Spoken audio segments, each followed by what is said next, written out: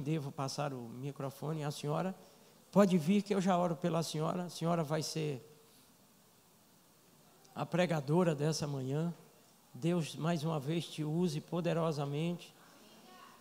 Me lembro da última ministração que a senhora fez, foi tremenda, sobre a família. Trouxe uma palavra poderosa, maravilhosa, e eu sei que nessa manhã não vai ser diferente. Sei que Deus usará a pastora Josiane mais uma vez de forma exponencial. Pai, muito obrigado pelas conquistas da Igreja Batista Central. Muito obrigado pela manifestação da Tua graça sobre nós e por nós. Obrigado por tudo que tem acontecido ali no encontro, pelo que o Senhor está fazendo na vida dos amados que estão ali. Tem sido algo de fato fenomenal.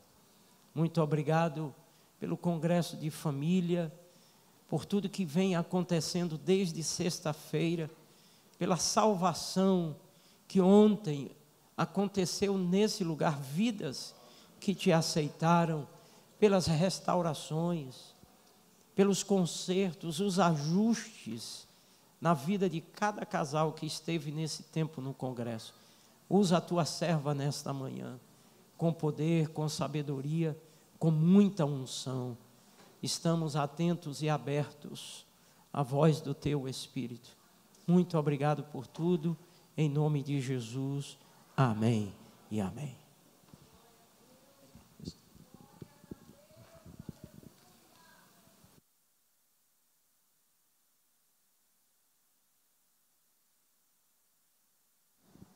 Podem se assentar, por favor. Eu vou hoje exercitar muito o meu poder de síntese. Eu quero dizer que eu tenho muita dificuldade em falar pouco. Por exemplo, eu estou com Gesilda com uma conversa que a gente começou há alguns anos. E sempre que a gente se encontra, a gente faz, depois a gente continua aquela conversa. Mas espero em Deus que eu consiga ser bem sucinta. E Deus passe a mensagem que Ele deseja para todos nós essa manhã, amém? Então vão orando aí por mim, tá? Vai dizer assim, ó Deus, poder de concisão, ó, unção de concisão, eu vou conseguir em nome de Jesus. Então, como o pastor Demilton falou na abertura deste culto, nós estamos na 8ª semana da família, e para a gente é um grande privilégio poder ter esta liberdade, apesar de muitos quererem cerceá-la, né? Estão aí falando muito contra a família, querendo nos impedir de dizer que família é projeto de Deus, que Deus criou uma família nos moldes heterossexual, monogâmico e também monossomático. A gente tem visto muitas palavras, muitas pregações contrárias a isso, mas nós continuamos dizendo, foi Deus que criou a família e foi desse jeito que Deus a criou, amém? Nós vamos continuar levantando essa bandeira, porque é nisto que nós cremos. É isso que a palavra de Deus nos mostra. E se nós queremos uma sociedade forte, se nós queremos uma sociedade abençoada, sim, devemos escolher um bom governo, devemos saber os nossos candidatos, mas principalmente nós devemos construir a nossa família pautada no que a palavra de Deus diz. Porque são os membros de uma família que elegem um governante, são os membros de uma família que se tornam governantes. E se eles tiverem bons princípios, eles farão a coisa certa. A família é a base de tudo. E aqui embaixo tem a placa Casais de Referência. Família sempre vale a pena, o tema, né? Aqui foi a programação de ontem, que a gente, sexta e sábado, trabalhou especificamente com casais, porque a base de uma família é um casal. A base de uma família é um casal. Precisa necessariamente, para que se constitua uma família, de um homem e de uma mulher. É óbvio que nós não estamos falando aqui que famílias monoparentais, ou seja, que só tem hoje a figura do pai ou a figura da mãe, não são famílias. Não é disto que nós estamos falando. Nós estamos falando que a base, tudo começa com um homem e com uma mulher. Não importa a evolução ou a modernidade, né, que nós temos enfrentado ou conquistado nos últimos dias, em que pessoas decidem ser pais e mães necessariamente sem um casamento. Mesmo que isso aconteça, vai precisar da doação de um óvulo e de um espermatozoide. Um óvulo que pertence a uma mulher, o espermatozoide que pertence a um homem. Não há como a gente fazer diferente. O laboratório não consegue criar isso, pelo menos não ainda, né? Mas se conseguir, não vai ser um ser humano, vai ser algo sintético. Então, nós precisamos continuar lutando por famílias. E o tema da Semana da Família este ano foi família sempre vale a pena. E quando eu estava pensando, né, na palavra que eu traria nessa manhã, eu me questionei sobre o significado da expressão vale a pena. E quando eu penso na expressão vale a pena, eu penso em algo que é custoso, que é trabalhoso, mas que no final é recompensador. Eu não sei se você pensa assim como eu penso. Eu não sei o que é que você pensa sobre quando você ouve a expressão vale a pena. Há muitas histórias sobre a origem dessa expressão. Há uma história do tipo de a existência de um castelo de penha, que a palavra seria muito semelhante a penha rocha, na França, e que daí deu a origem à palavra, porque era uma construção suntuosa, muito nobre, forte. Outros questionam, diz não, vem mesmo daquela expressão que diz, que está relacionada com castigo, mas pena é uma palavra que ela tem muitos significados. Para um escritor, por exemplo, ela vai dizer muitas coisas, vai falar da escrita, a gente vai encontrar até como símbolo do escritor, né, daquele que escreve, uma pena. A pena também pode ser castigo, pode ser compaixão, dó, né? Às vezes a gente fala, poxa, estou com pena de fulano. Estou falando de uma compaixão, né, de uma dó que eu sinto de uma pessoa em determinada situação. A questão é que pena nunca vai ter um significado único. Mas nesta manhã, qual é o significado que nós queremos ao acrescentar a família a esta expressão? Família sempre vale a pena. O que é que o Ministério Ágape quis dizer quando propôs uma Semana da Família com este tema, um congresso de casais, que o tema do congresso de casais foi casamento sempre vale a pena? O que nós quisemos dizer? Qual é a nossa, né, intencionalidade? Porque tudo tem uma intenção. A gente escolhe um título, a gente escolhe um tema com uma intenção. Eu quero começar dizendo que nós não estamos dizendo que a família que vale a pena é aquela família perfeita. Porque não existem famílias perfeitas. Por que não existem famílias perfeitas? Porque nós somos imperfeitos. A Bíblia nos diz que todos pecaram e destituídos foram da glória de Deus. E mesmo que hoje nós já sejamos regenerados, ainda tem resquícios do velho homem em nós. Não é verdade? Nós estamos o tempo inteiro lutando, permitindo que o Espírito Santo vá moldando essa nova natureza que nós temos. Porque a Bíblia nos diz o quê? Que o nosso homem exterior se corrompe, não é assim? Ou seja, a gente vai envelhecendo, os cabelos brancos chegam, as rugas nos também chegam para mostrar a nossa experiência, não é assim? A flacidez chega para dizer, olha, o tempo passou para você e a lei da gravidade está entrando em ação. Mas nós precisamos saber que o homem interior se renova de dia em dia. Então, nós não temos uma família perfeita. Eu, por exemplo, eu tenho uma família perfeitamente imperfeita. Perfeitamente imperfeita. E essa família que eu tenho, com as suas imperfeições, minha, do meu esposo, das que eu gerei nos meus filhos, eu não a trocaria por nada.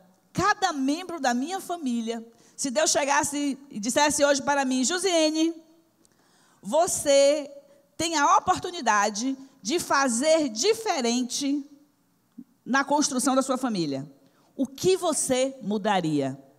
Eu diria para Deus, nada. Nenhum membro. Nenhum membro. E eu estou falando da minha família nuclear, mas também eu falo da minha família extensa. Eu escolheria cada sogra, cada cunhada, cada cunhado, os mesmos, porque eles me ajudaram também a ser quem eu sou, e eu sei que é Deus usando eles na minha vida. Então, quando a gente trouxe essa palavra, entendendo que a família não é perfeita, o que é que o Ministério Ágape quer falar sobre família? Nós queremos falar de famílias funcionais. Mas o que é uma família funcional? Família funcional é aquela, a palavra já diz, de função, né? Ela cumpre uma função. Por que a gente traz também essa expressão? Aliás, é mais comum a gente ouvir por aí. Quem já ouviu a expressão famílias disfuncionais? Quem já ouviu? Poucas pessoas? Quem já ouviu a expressão família funcional? Então, tem gente que não ouviu nem disfuncional, nem funcional.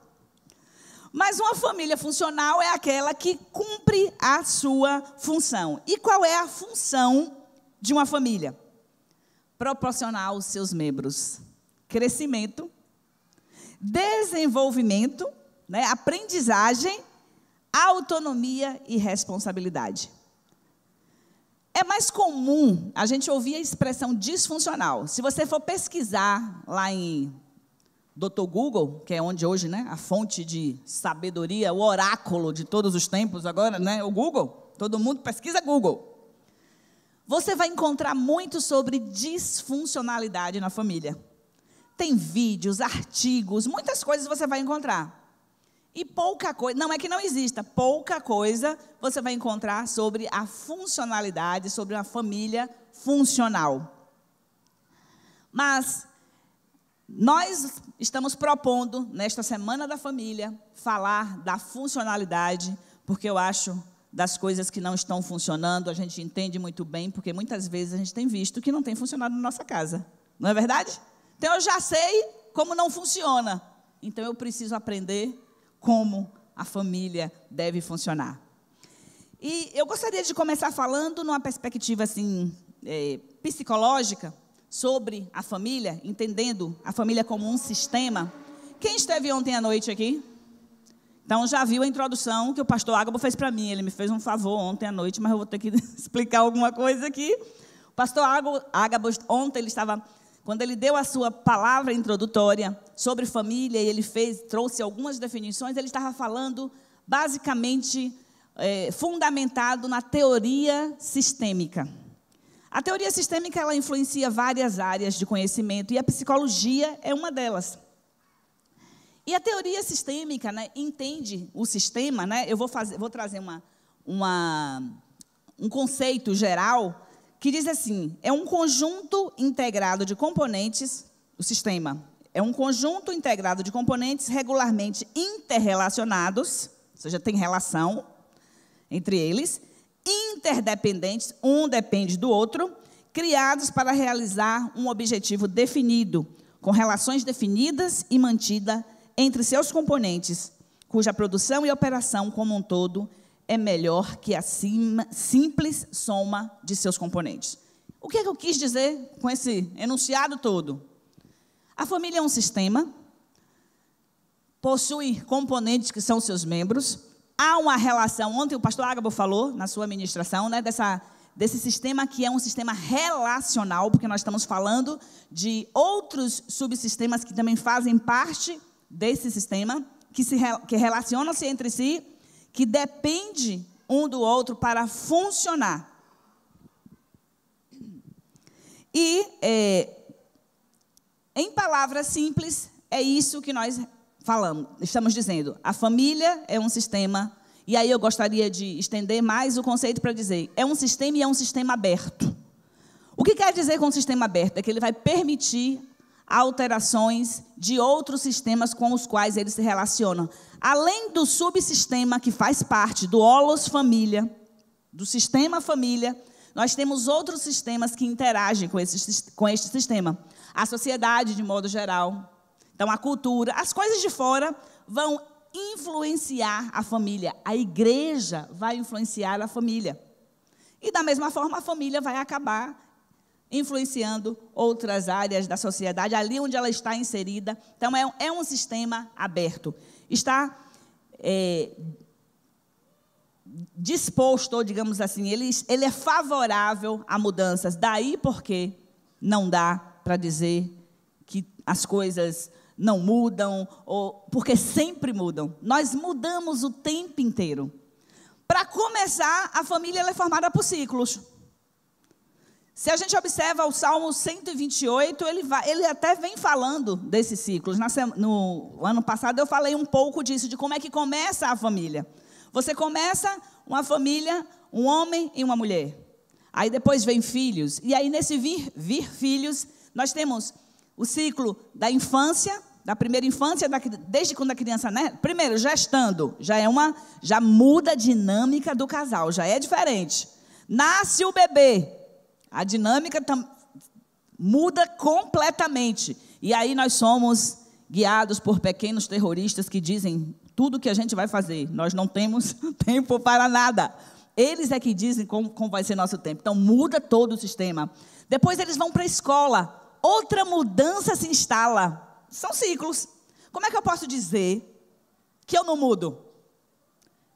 Ou eu vou dizer... Fulano não é mais o mesmo e eu estou decepcionado porque ele não é mais o mesmo. É impossível fulano ou fulano, o marido ou a mulher, se manterem as mesmas pessoas, vivendo ciclos diferentes na sua vida. E aí depois vem a adolescência, já é outro tipo de relacionamento com os filhos. Posteriormente, jovens, depois filhos casados, depois vêm os netos. Nós estamos em constante mudança. A família é um sistema dinâmico, ele não é estagnado. Aliás, as relações são dinâmicas. Aliás, nós, seres humanos, somos assim. Se nós não mudássemos, como é que a palavra de Deus produziria o efeito de transformação em nós, se nós fôssemos portadores da síndrome de Gabriela? Você sabe, né, qual é a síndrome de Gabriela, né? Eu nasci assim, serei sempre assim, vou morrer assim, né? Esta síndrome é só mesmo em Gabriela, porque até mesmo Gabriela, lá no decurso da história, né, do romance, tem suas transformações. Nós mudamos o tempo inteiro, e que bom que nós mudamos. Que bom que nós não somos estáticos. Que bom que a palavra de Deus nos torna limpos todos os dias. Não é assim que a Bíblia nos diz? Já estáis limpos pela palavra. E quando nós falamos de limpeza pela palavra, nós estamos falando de mudança, de transformação, de mudança de mente. O apóstolo Paulo vai nos dizer para renovar a nossa mente, mudança. O tempo inteiro nós estamos sujeitos a mudanças. E que bom que nós podemos mudar. Aliás, é uma das coisas que eu muito admiro no ser humano, essa capacidade de mudança. É bem verdade que uns dão mais trabalho, resistem mais, mas todos podemos mudar. Então, um sistema familiar, como eu falei, ele também é composto por subsistemas. E quando a gente fala de subsistemas, nós estamos falando o primeiro subsistema, que compõe a família, que é o conjugal, ou seja, é a relação entre marido e mulher. É diferente, não vai ser a mesma relação. A relação que o esposo tem com a esposa não é a relação que o pai tem com o filho, que a mãe tem com o filho. A relação que a mãe tem com o filho não é a mesma que o pai tem. Cada um de nós vamos estabelecer relações bem particulares, singulares, um com o outro, e cada filho tem uma maneira de se relacionar também com o seu pai e seu pai com o seu filho. Então, cada vez que a gente muda, digamos assim, o centro de quem nós estamos observando, se eu estou observando o pai, eu vou observar que ele vai agir de maneiras diferentes com os seus filhos, de acordo com as características de cada um. Se eu olho para o filho, eu vou observar que o filho tem maneira diferente de lidar com seu pai, de lidar com a sua mãe. E também nós temos o subsistema irmãos. A forma como um irmão também se relaciona com outro irmão vai mudar. Essas relações, elas são singulares, porque nós somos singulares. O pastor Jades começou falando aqui sobre como somos diferentes. E como o diferente é difícil para a gente. Como nós julgamos o diferente, né? A gente julga se o outro adora ou não adora a Deus pela forma como a pessoa se porta num culto às vezes. Todos nós julgamos, o tempo inteiro nós julgamos, porque todas as vezes que nós fazemos uma observação, nós temos uma opinião sobre alguém ou alguma coisa, nós estamos emitindo um juízo de valor. E essas diferenças, se nós não compreendemos, né, a singularidade de cada um, vai trazer grandes danos para o nosso relacionamento familiar. Então, a família é um sistema relacional e ela tem funções específicas, como nós já falamos, que é o de aprendizagem, ou seja, a família, ela ensina o indivíduo a aprender e ela aprende também com o próprio indivíduo. A família cresce e faz os seus componentes crescerem. A família ensina a autonomia e a família ensina a responsabilidade. Você conhece alguém, já ouviu falar, como nós sabemos, as coisas nunca acontecem aqui no nosso meio, é só de pessoas que a gente ouviu falar. Histórias que a gente leu, algum filme que a gente assistiu, não é? Nada tem a ver com a gente. Mas você já ouviu alguma história de pessoas que não conseguem tomar decisões? Um marido, por exemplo, que depende totalmente da opinião da esposa para tomar uma decisão. Já ouviu? Alguém conhece alguém assim? Alguém conhece? Não, aqui não tem esse tipo de pessoa. Por isso, como disse ontem o pastor Ágabo, estou muito à vontade para falar, porque aqui não tem esse tipo de pessoa. Pessoas que você a definiria, se eu pedisse, defina fulano com uma palavra, você diria irresponsável? Pois é, esses aprendizados a gente adquire na família. Uma família me ensina a ser irresponsável? Sim, uma família pode me ensinar a ser responsável. E interessante, ela pode me ensinar esse comportamento de irresponsabilidade sem maldade e sem uma intenção ruim, mas ao não saber como lidar comigo na minha formação. Ao considerar, por exemplo, que um filho não tem condição de fazer determinada coisa, então ele tem uma, olha, o pai deu uma responsabilidade. Começa assim, ó. Você deve guardar os seus brinquedos depois que você terminar a sua brincadeira. Aí a criança não guarda os brinquedos. O que é que papai e mamãe fazem? Vai e guarda. Ah, mas ele é tão pequenininho. E aí ele vai crescendo, papai e mamãe vai fazendo. O que é que eu estou ensinando ao meu filho? Você não precisa assumir a responsabilidade. Tem alguém que vai assumir por você. E sobre dependência? Não, você não sabe fazer isso. Não, deixa que eu faço. Não. E aí vai... Não, você não sabe fazer o arroz. Você não sabe varrer a casa. E aí vai... Não, deixa que eu faço. E você acha que a pessoa vai chegar com 18 anos, ela vai saber tudo, né? Ela vai estar dependendo do deixa que eu faço. E quando ela casar com alguém que não está na mesma vibe do deixa que eu faço, vai complicar, não vai? Aliás, nem tem esse problema. Os casais que eu atendo nem tem esses problemas. Cada um assume sua responsabilidade. Na verdade, só vão no meu gabinete para conversar comigo porque gostam muito da minha pessoa. Né? Gostam de conversar porque eu sou boa de papo. Acreditem, eu gosto de conversar. Sou boa de conversa. Então, é na casa, é na infância, na adolescência, na juventude, na vida adulta. Porque lembra que não é só... Lembra que a gente é dinâmico, a gente não é estático, não aconteceu ali e parou. É aprendizagem, é contínua. E nesse processo, claro, tudo de acordo com o nível. Eu vou ensinando responsabilidade para os meus filhos de acordo com a idade dele. Uma criança muito pequena, a responsabilidade dela vai ser guardar os brinquedos, colocar os seus sapatos no lugar certo, a roupa, não é? Algumas atividades de acordo com a faixa etária dela. Eu não posso fazer, não, tem que ser responsável. Olha, eu vou sair para trabalhar e eu deixo uma criança de 6 anos tomando conta da casa. Eu não estou ensinando responsabilidade para o meu filho, eu estou sendo irresponsável e trazendo uma grande carga para a vida adulta dessa pessoa que não vai viver a fase da sua infância.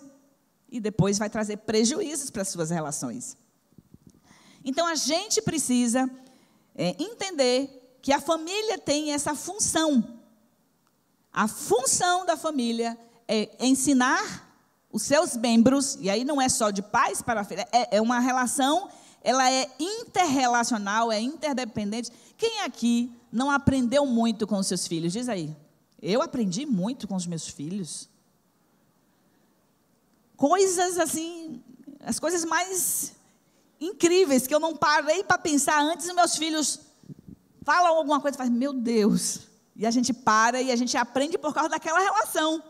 Se a gente não tivesse aquele filho ou aquela filha que nos confrontasse em determinada área, a gente não cresceria naquela área, ou a gente não melhoraria, ou a gente não se desenvolveria. Então, é uma relação em que há crescimento promovido pelo sistema familiar. E é óbvio que os pais têm uma grande responsabilidade nesse sistema. Até porque ele está lidando com os novos seres humanos que chegaram, né, até as nossas mãos como guardiões da herança do Senhor, para ensiná-los a como lidar com a vida, com as frustrações. Somos nós os pais que os ensinamos. Então, muito do que nós somos hoje tem a ver com aquilo que nós vivemos na nossa casa. E ao falar isso, eu não estou querendo aqui dizer que seu pai e sua mãe é culpado de nada. Mesmo porque cada um dá o que tem, o que chegou às suas mãos, conforme a sua capacidade, né? O seu esforço. Mas eu quero dizer para você que você não pode também ficar naquela da síndrome de Gabriela, que você nasceu assim, porque na sua casa era assim. Você sabe que você pode se transformar. Mesmo porque ninguém transforma ninguém, mas só você. Aí eu diria, não sozinhos, mas ajudado pelo Espírito Santo de Deus, pode se transformar. Que se também você não quiser, você não é que você vai ficar da mesma maneira, não. Você pode piorar com você mesmo, na relação consigo mesmo, e não vai resolver as questões.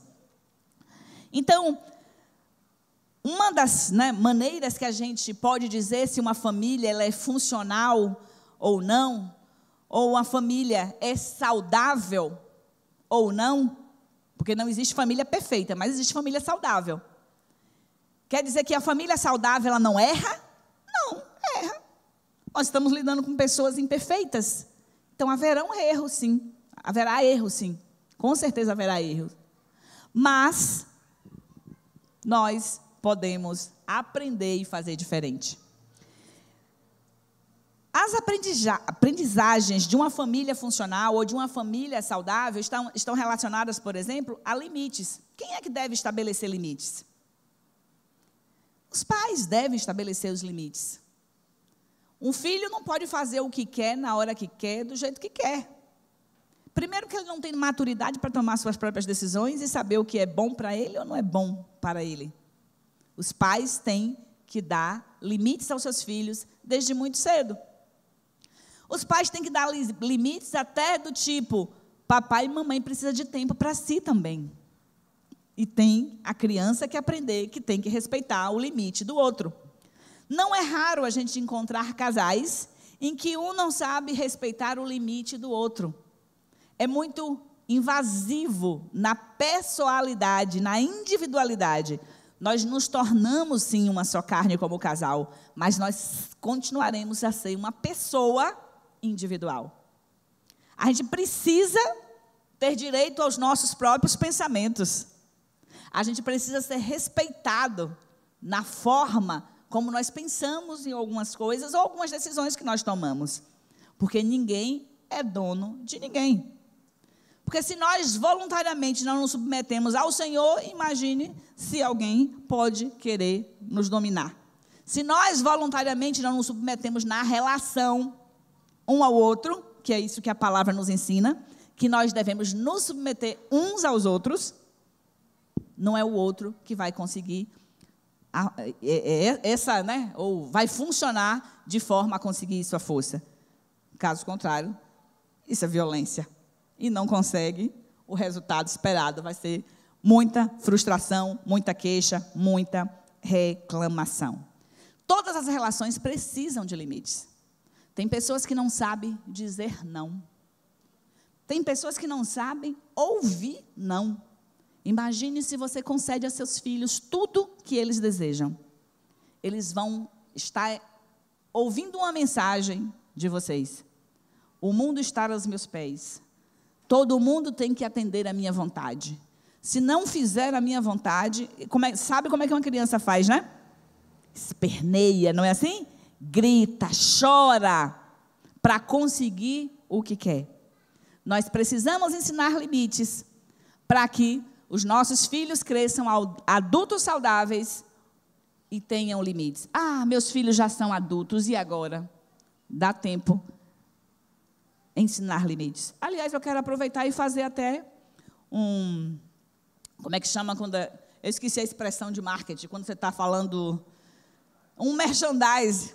Tem um curso aqui na igreja chamado Limites. É promovido pelo Ministério Rever.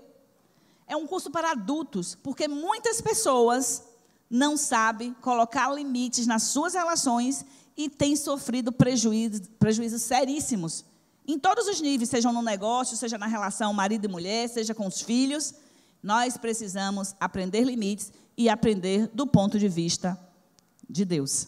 E você pode depois procurar a irmã Doraildes e saber mais informações sobre este curso e não perder a oportunidade quando tiver. Uma outra característica de uma família funcional é aquela família que tem abertura e fechamento. O que quer dizer? Ela sabe o que é público e o que é privado. Tem coisas que é do contexto só da família. Tem coisas que podem ser publicizadas. A vida da família não pode estar, exposta de qualquer maneira. Nós temos que saber o que pode ser publicizado ou o que só faz parte da família.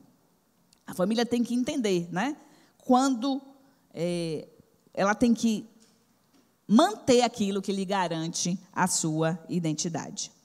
Uma outra característica é um equilíbrio dinâmico.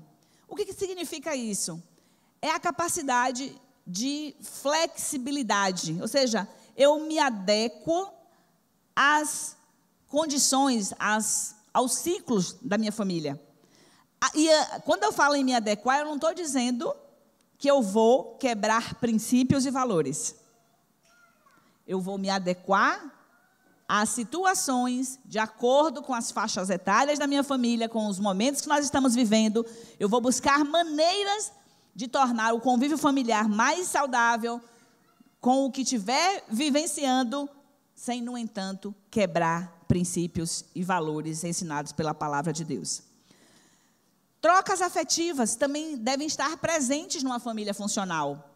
Uma família em que um pai não diz para o filho ou não diz para a esposa que os ama, ou a esposa também não demonstra afetividade para o seu marido, ela está ensinando mensagens do tipo: não se exponha, não coloque seus sentimentos, não fale do que você está sentindo. E por isso também nós temos muitas dificuldades nos relacionamentos, principalmente porque nós temos uma questão cultural muito forte em relação aos homens, que expor sentimentos para o homem é como se fosse ferir a sua masculinidade. E muitos homens, para não parecerem fracos, não dizem o que estão sentindo. Não expressam sentimentos que poderiam tornar a relação muito melhor, a não ser aqueles bem mais negativos do tipo raiva, ira. Aí o negócio fica, né, terrível. Isso foi muito bem ensinado aos homens. Que ele pode, porque é do homem, é do masculino, a agressividade, a grosseria, ser truculento. Não, não é do homem. Fomos ensinados assim. Nós podemos ser homens e mulheres parecidos com Jesus, e eu não consigo ver Jesus de uma maneira grosseira, de uma maneira deselegante, mesmo que você me diga, e quando ele derrubou as bancas lá no templo, eu vou te dizer, ainda vejo doçura naquilo que ele fez, porque ele estava colocando limites naquele lugar. Jesus mostrou os seus sentimentos. Jesus não teve medo de dizer, não teve medo que dissessem dele, é fraco, chorando, Lázaro morreu e ele está chorando, olha que coisa feia, isso é coisa de homem? E como é que nós ensinamos isso aos nossos filhos? Mas eu não ensinei isso aos meus filhos. Quando o seu filho chora, e você diz que coisa feia, um menino tão bonito, chorando, que coisa feia, olha, fulano está olhando para você. Eu estou ensinando, não mostre seus sentimentos, isso é feio, as pessoas vão te reprovar, as pessoas não vão gostar de você, se você mostrar quem você é e o que você está sentindo. Nós precisamos ter relações afetivas, trocas afetivas, sim, positivas e negativas, fazem parte das relações. Se estiver chateado, mostra que está chateado, você só não precisa deixar o sol se pôr na sua ira, não precisa ser chateado violentamente, né? Nós podemos ficar com raiva sem dizer uma palavra ofensiva ao outro. Diga-se de passagem, todas as nossas emoções foi Deus que colocou em nós. Então não tem emoção errada. Ou você vai dizer que Deus errou, porque Ele colocou a raiva, o medo, a tristeza, a alegria em você. Deus sabe o que faz, Ele é bom, Ele é perfeito, e tudo tem uma função. Inclusive essas funções, essas emoções que são primárias, elas têm funções, e não é o caso, a gente não vai estar falando hoje aqui, mas eu quero dizer para você, não tenha vergonha de expressar os seus sentimentos, de dizer, por exemplo, na sua relação com a sua esposa, com o seu esposo, o que você não gosta, o que não lhe agrada. Não tenha receio de dizer para seu filho que não gostou de determinado comportamento. Não faça o que muitas vezes muitos pais fazem. Não gosto mais de você, você está fazendo isso. Você pode não gostar da atitude. Você pode gostar da pessoa mesmo com aquela atitude. Você pode amar com a mesma atitude, com aquela atitude. O que você não gosta é a atitude. E você pode expressar que não ficou feliz com determinado comportamento, que você não gostou de determinada situação. E isso na relação marido e mulher é muito importante. Porque às vezes seu marido está fazendo coisas que está lhe magoando e você nunca disse para ele que não gosta daquilo. Sua esposa está dizendo coisas que você não gosta, fazendo coisas que você não gosta, mas você nunca disse. Ela não sabe e continua fazendo. Então, aprendam a ter estas trocas afetivas para poder manter a família funcional e saudável e manter o ambiente propício para os filhos, quem tem filhos. Uma outra função da família é o desenvolvimento da autoestima. A autoestima é o apreço que eu tenho por mim mesmo. Você conhece pessoas que acham que são incompetentes, que não faz nada bem? Por mais que elas sejam elogiadas, elas não acreditam que é verdade. Você conhece alguém assim?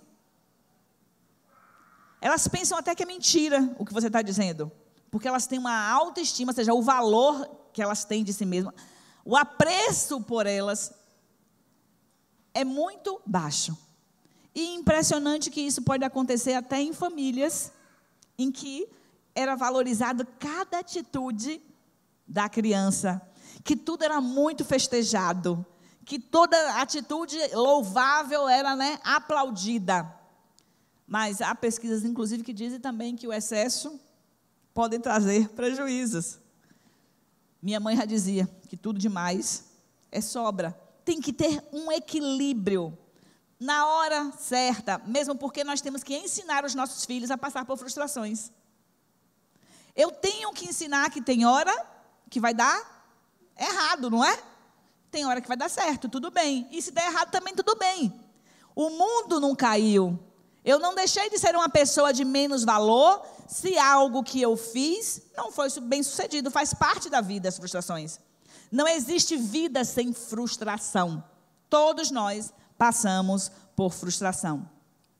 A família também ensina a questão das responsabilidades a partir começando das tarefas. Todo membro da família tem que ter tarefa. Ainda, no século XXI, ainda é um problema entre casais a sobrecarga feminina.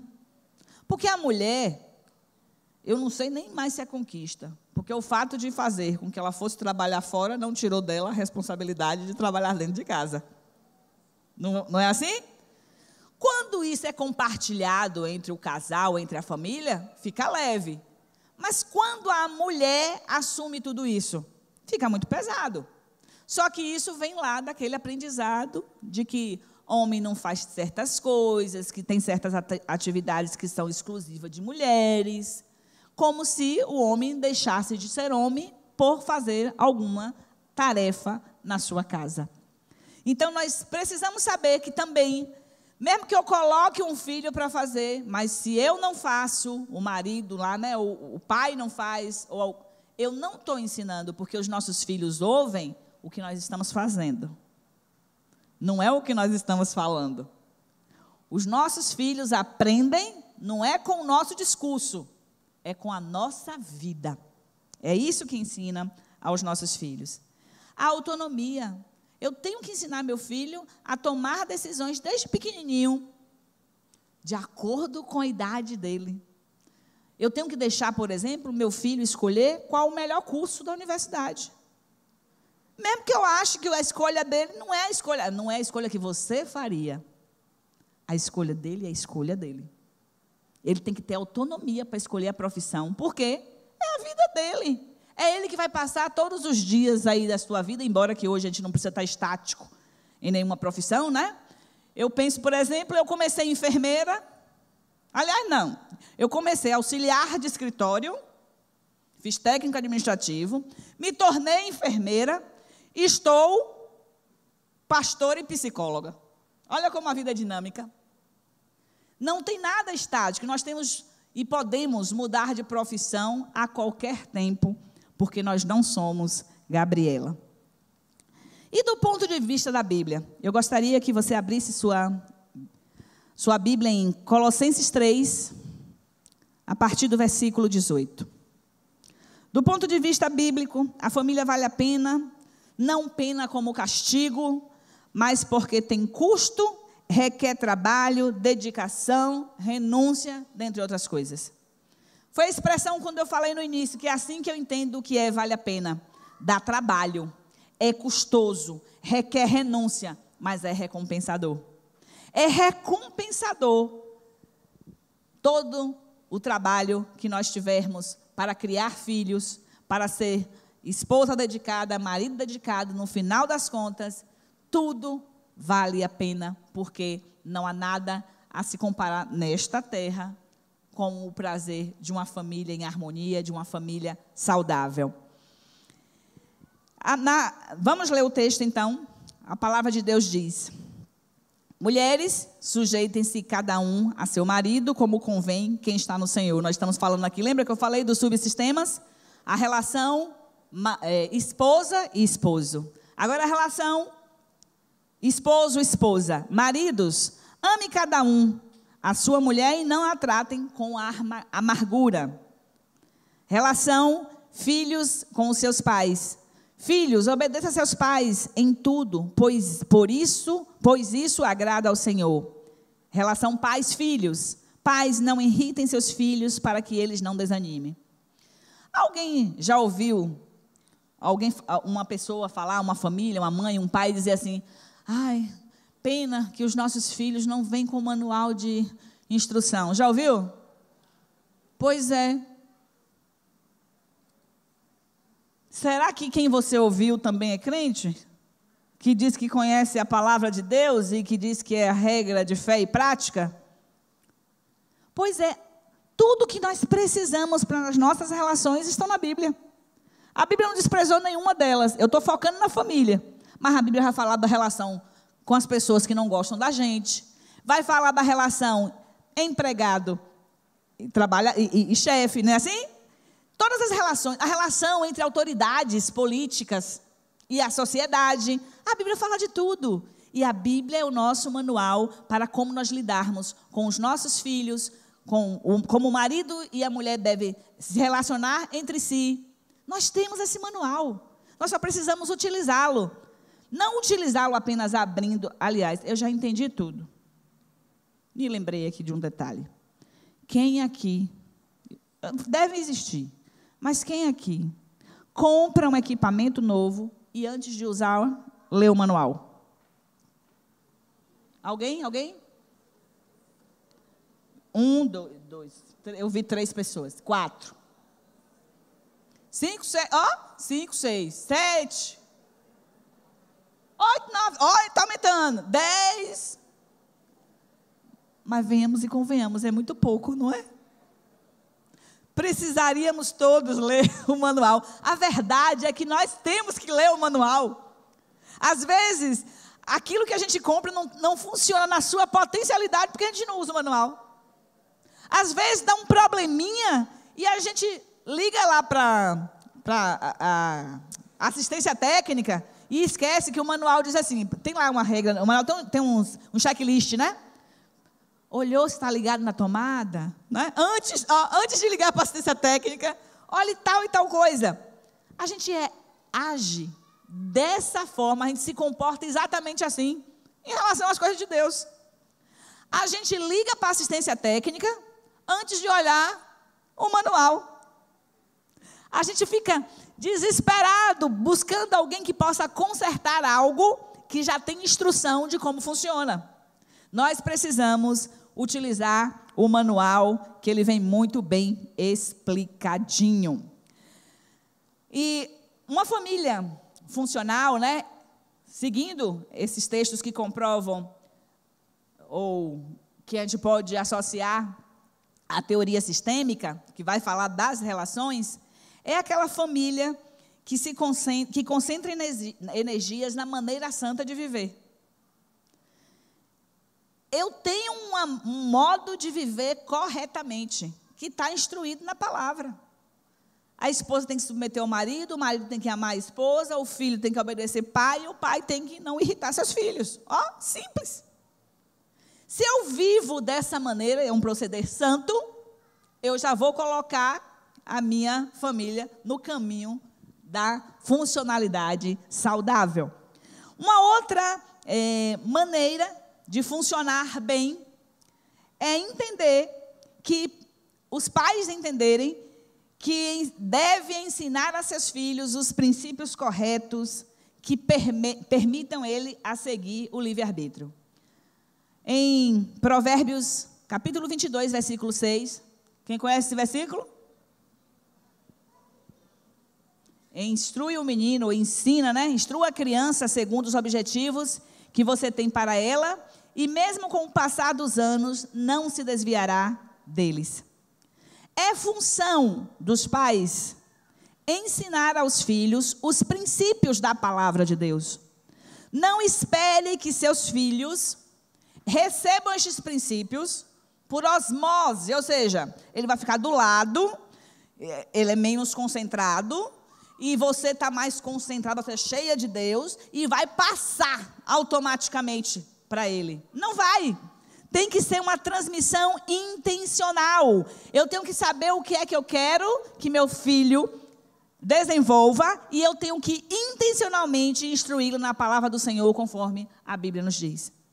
E se assim nós fizermos, nós colheremos os frutos a seu tempo.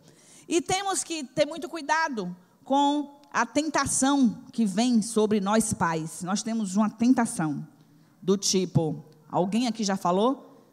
Eu não vou fazer não, por que eu tenho que fazer? Porque criança sempre faz isso, né? Por que eu tenho que fazer? Adolescente, então, triplica essa... Aí você diz, porque sou seu pai e pronto. Não é assim? Nós temos que aprender a ensinar de tal forma que nós não sejamos gerentes, daqueles gerentes, sabe? Gerentes não, chefe. Chefe, aquele que diz, tem que fazer e pronto, não tem questionamento. Eu não estou dizendo que você vai permitir, se seu filho argumenta, que você vai ceder para eles. Mas você tem que conversar, dizendo por que você não vai permitir. Ele goste ou não goste. Mas tem que ser conversado. Não pode ser exercida essa autoridade excessiva, porque depois ela vai se voltar contra você. E quando chegar na hora que ela sentir, posso me livrar disso, ela vai querer se livrar. Passa um tempo, às vezes quebra a cara um pouco para depois voltar. Mas se crescer nesse espaço de diálogo, tem horas que a gente tem que tomar decisão. A gente vai explicar. Não entendeu? Mas vai ter que ser assim mesmo. Porque é assim que a palavra de Deus orienta. Porque eu sou seu pai, sou sua mãe. Porque isso vai ser melhor para você, mesmo que você não entenda agora. Mas nós devemos ter um espaço aberto de diálogo com os nossos filhos, para que nós possamos ensiná-los intencionalmente, e não por coerção. Não por, porque a Bíblia diz, só porque a Bíblia diz, pode não ser suficiente para o nosso filho. Porque às vezes você fala o que a Bíblia diz e você não vive o que a Bíblia diz. Se você estiver vivendo o que a Bíblia diz, vai ficar muito mais fácil para eles aprenderem. Uma outra questão, ou seja, uma outra maneira da família mostrar ou desenvolver a sua funcionalidade é fortalecer intencionalmente os seus membros.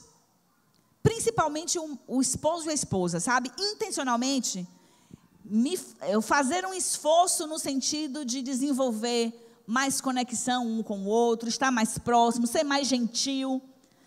Se eu consigo estabelecer essa relação saudável com o meu marido, ou o marido com a esposa, vai ser muito mais fácil ensinar os princípios da palavra de Deus e fazer com que os filhos sejam mais saudáveis e a família, de modo geral, seja mais saudável. E quando a gente fala de intencionalidade, porque isso é muito comum, as pessoas querem desistir logo no meio do caminho. Acham que não levam tão a risco essa questão de família sempre vale a pena. Falam agora, mas na hora de viver, não querem fazer.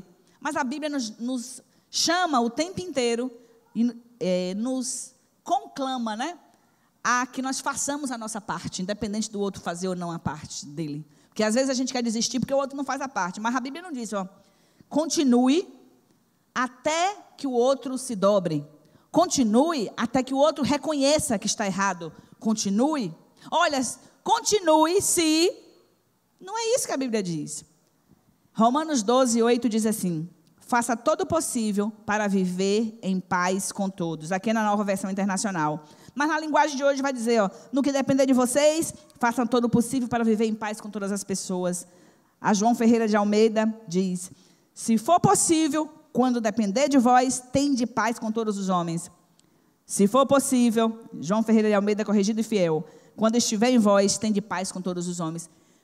É uma intencionalidade. Eu me proponho, se for na parte que me cabe.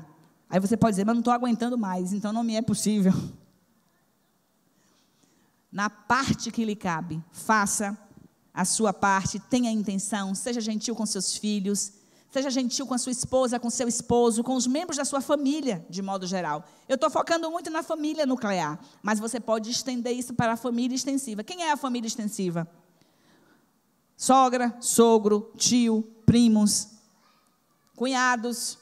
E esta é a família extensiva. A família nuclear, pai, mãe, e filhos, e noras, e genros.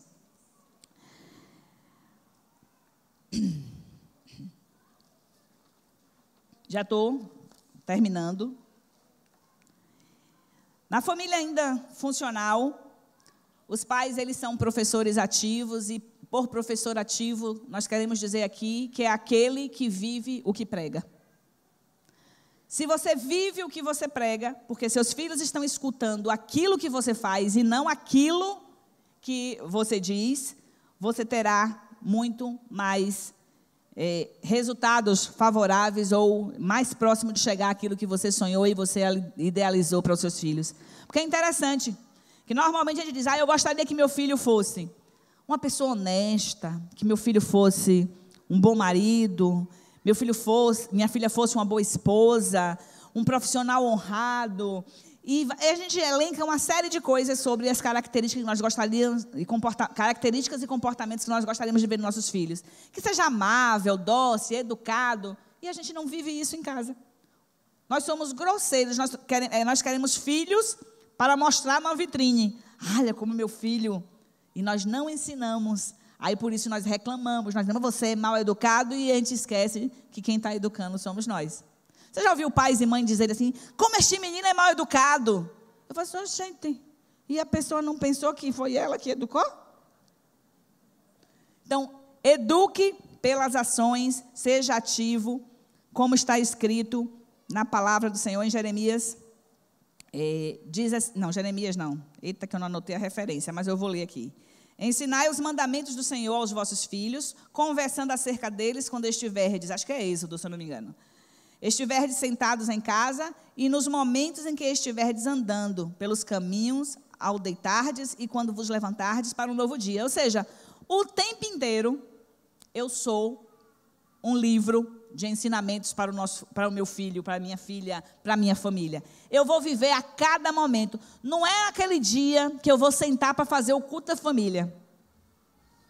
Eu não ensino a palavra no dia do culto da família, no dia que eu vou fazer a devocional com os meus filhos. Eu vivo todos os dias. A devocional é um dos momentos.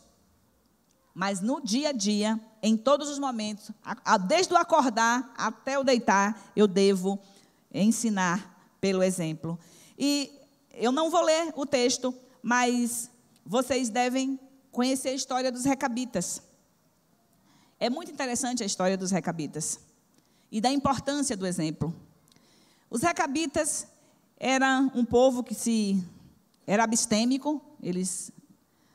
Recabe, propôs lá para a sua família que eles não deveriam beber, ninguém deveria nem plantar vinha, nem beber, nem plantar vinha. A pastora Isácia pregou, foi uma pregação maravilhosa na quarta-feira sobre esse texto, foi Jeremias 35, depois...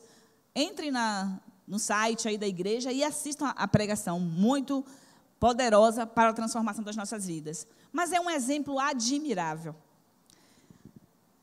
Deus usa essa família para mostrar para o povo de Israel como este povo, que eles não eram israelitas, apesar deles terem adotado a fé em Deus, de tal forma que Deus prova aos recabitas, para ensinar ao povo, mandando oferecer a eles bebida.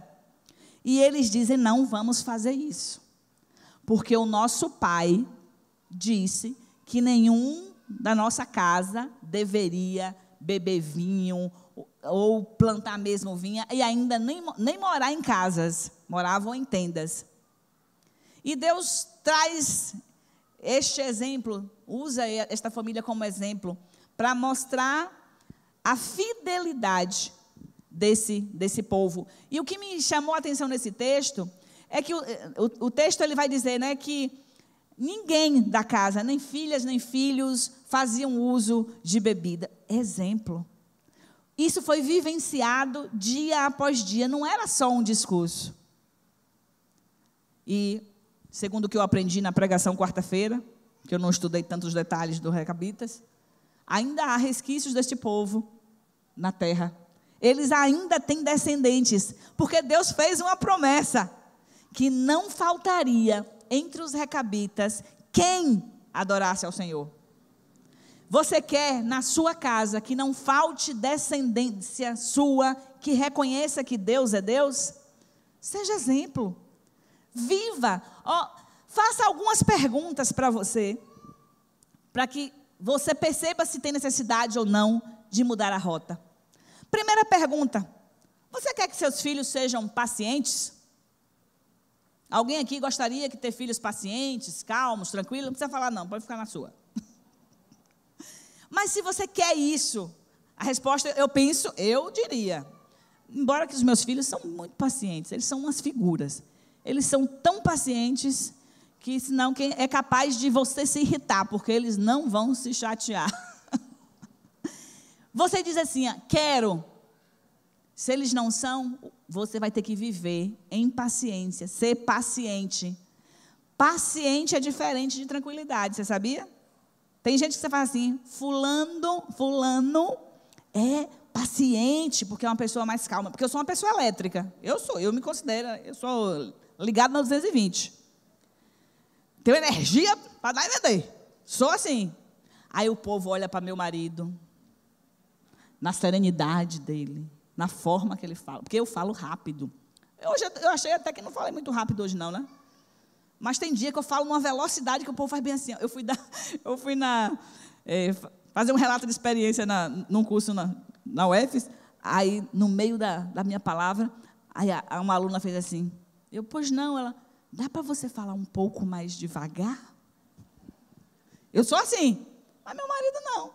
Uma tranquilidade. E a palavra é tranquilidade. Paciência é diferente de tranquilidade.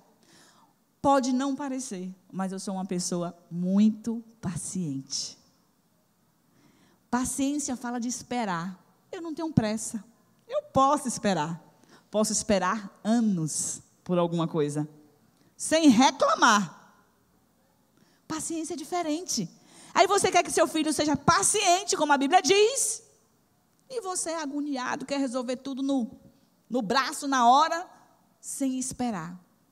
Quando nós não somos, não vivemos, nós estamos dizendo para os nossos filhos o que eles devem fazer. Outra pergunta. Quero que meus filhos vençam o estresse, divirtam-se e aprendam a aproveitar a vida. Você pode responder, quero, mas você faz isso? Lembre-se que é o que você faz que ensina. Outra pergunta. Quero que os meus filhos leiam as Escrituras e livros proveitosos. Você faz isso? Eles te veem lendo a Bíblia todos os dias? Eles te veem lendo livros? Ou você é aquela pessoa que diz, misericórdia, esse negócio de ler livros, você vai ensinar como? Eu vou usar um exemplo da minha casa. Vou agora expor a vida aqui, porque eu sempre faço isso com a família, né? Toda semana da família eu tenho que expor alguma coisa, hoje eu vou expor uma. Acho que eu já expus, mas vou expor de novo. Lá em casa nós gostamos muito de ler, nós somos apaixonados por livro. Dizem que mulher gosta muito de ir para o shopping, né? Eu não, só se tiver uma livraria. Uma livraria boa, muito rica, com muitos... Aí eu gosto. Porque aí eu posso ficar o dia todo lá, não tem problema. Lá nós lemos muito, gostamos muito de ler. E o caçula, o meu bebezinho, de novo, né, mãe? Aguenta aí. Te preparei para estes momentos, para suportar essas coisas, principalmente quando a mamãe fala... Né, bebê?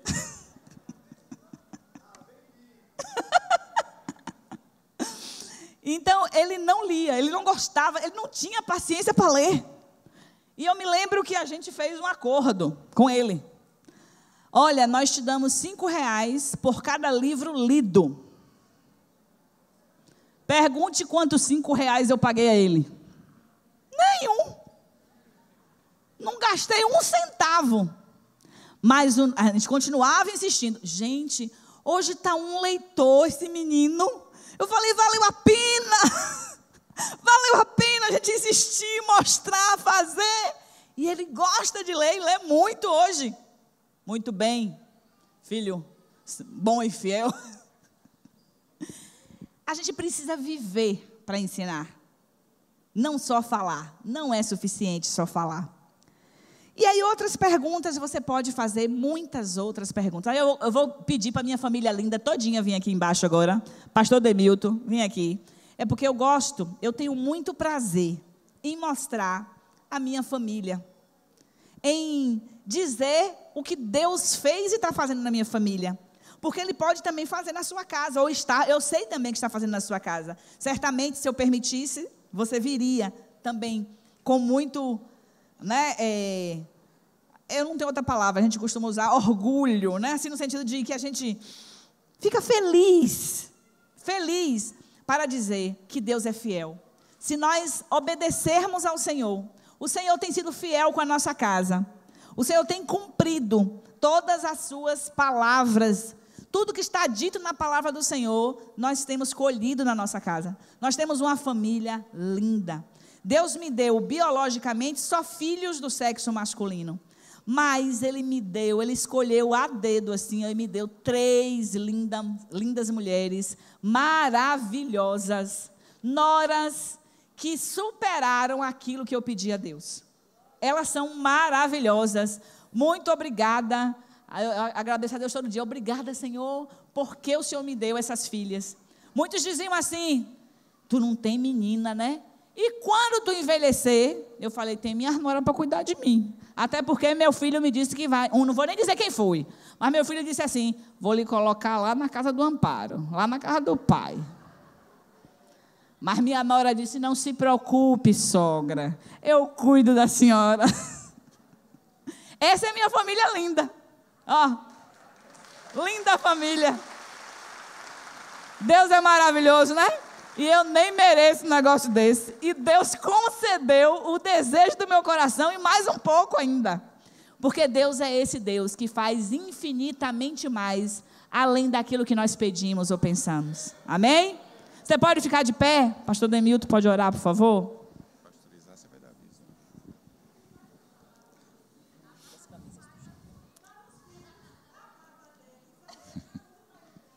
Caiu daqui, veio na cara. Essa é a herança que eu deixei para eles. Eu fiquei sem ela e passei tudo. E eu diria a vocês que se eu deixasse a vida toda, talvez não chegasse a esse tamanho. Nós vamos orar. Obrigado, Senhor. O Senhor é Deus que cuida da família, que tem projeto para a família. O Senhor é Deus que nos deu orientação sobre a família. E hoje nós te louvamos, porque a tua filha pôde nos trazer lembrança de tantas coisas que nós sabemos e nos ensinar outras que nós não conhecíamos. E eu te peço, Pai, que a tua palavra, que é viva e eficaz, que penetra a nossa alma, faz separação entre juntas e medula, possa fazer a diferença em nós nesta manhã. Porque é o Senhor quem muda, é o Senhor quem transforma, é o teu Espírito operando em nós. E eu te peço, Senhor, que as tuas palavras tenham penetrado no coração de cada um aqui presente e possam fazer diferença. E a partir de nós, do nosso exemplo, nós possamos mudar o nosso sistema familiar. Que ele possa mudar a configuração e possa ter uma configuração segundo a tua vontade. Eu te agradeço pela minha família, pelos meus filhos, pelas minhas noras, pela minha esposa, assim como sei que cada um aqui pode agradecer pela sua família. Eu te peço a Deus que as tuas bênçãos sejam derramadas sobre os nossos filhos, sobre a nossa herança, e que nós possamos ver os filhos dos nossos filhos e as nossas gerações louvando ao Senhor e bendizendo por tudo que o Senhor tem feito e pela família que o Senhor tem concedido a cada um de nós. Nós te oramos em nome de Jesus. Amém. Pastor Isácia, enquanto a pastora Isácia está chegando, eu quero avisar a vocês que nós estamos ainda com algumas... Pode ficar em pé, porque vai ser rapidinho, tá? Quer dizer, eu não sei se ela vai mandar vocês sentarem. Tem umas camisas que foram ontem do congresso, tem umas poucas unidades aí das camisas, que é casamento sempre vale a pena. Adquira, passe ali na frente e compre a sua e contribua para que nós continuemos propagando tudo que o Senhor tem feito entre as famílias. Amém. Glória a Deus pela família. A família sempre vale a pena, não é verdade? Amados, só um minuto. Você está vendo aí o convite? Domingo à noite, nós estaremos celebrando Pentecostes. Pentecostes celebra o Espírito Santo. Será só à noite, porque teremos uma grande festa com a irmã Daniele durante todo o final de semana. E no final, à noite, nós estaremos fechando com a celebração de Pentecostes, cujo tema é santuário. Quem é santuário? Diga eu. Então, santuário é a habitação do Espírito Santo. Quem é a habitação do Espírito Santo aí? Dá um aleluia. Glória a Deus. Estaremos juntos. Nós temos esta camisa ela não vai poder ser distribuída para toda a igreja, porque temos pouco tempo, mas se você tiver desejo de adquirir, passe ali, procure a irmã Aline e dê o seu nome, seu telefone, e então estaremos pedindo essa camisa para você. Aqui o tema é santuário, e aqui é santuário no hebraico, Mishkan, como está lá em Coríntios, o texto base da nossa chamada. Venham, será um tempo de bênção, um portal aberto para uma nova unção que Deus há de derramar em nossa vida, em nossa casa e em nossa família, para a glória de Deus, porque família é projeto de Deus. Deus abençoe o pastor Demilton, a pastora Josiane, semana linda, maravilhosa, abençoada, que o Senhor derrame sobre este casal muita unção, muita revelação e muita união, mais ainda, eu digo que eles são lindos, harmoniosos, que Deus os abençoe em nome de Jesus, abençoe todas as famílias da Igreja Central e abençoe todas as famílias da terra. Deus abençoe.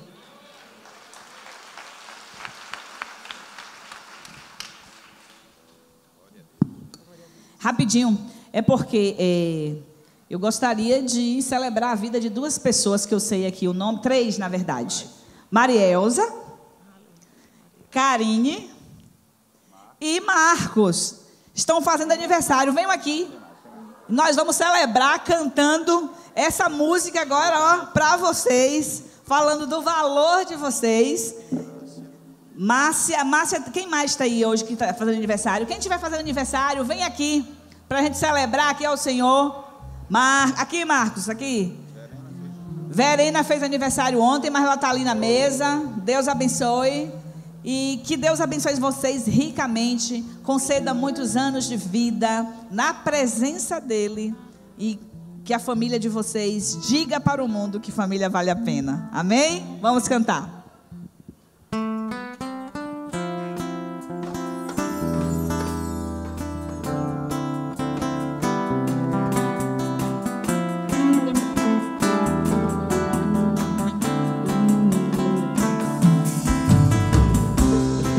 Consigo ir além do teu olhar.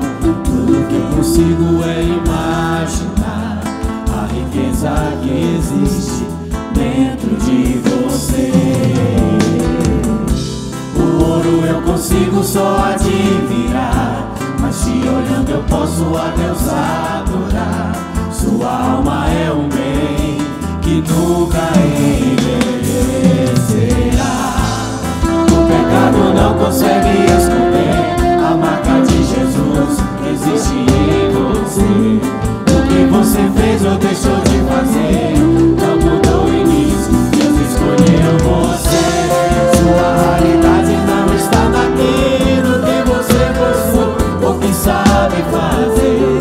Isso é mistério de Deus com você. Você é o espelho que reflete a imagem do Senhor.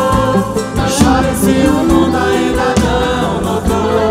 Já é o bastante Deus reconhecer o seu amor. Você é precioso, mais raro que o ouro puro de ouvir. Se você desistir, Deus não vai desistir. Ele está aqui pra te levantar se o mundo te fizer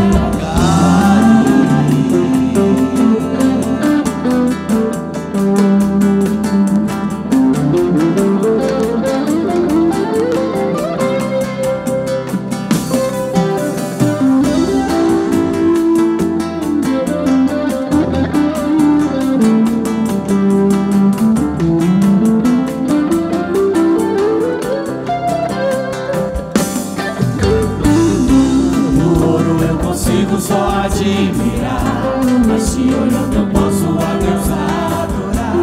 Sua alma é um bem que nunca envelhecerá. O pecado não consegue esconder a marca de Jesus que existe em você. O que você fez ou deixou de fazer não mudou o início, Deus escolheu você. Sua realidade não está naquilo. Às 16 horas e às 18 horas. Esperamos todos vocês para celebrar o Senhor.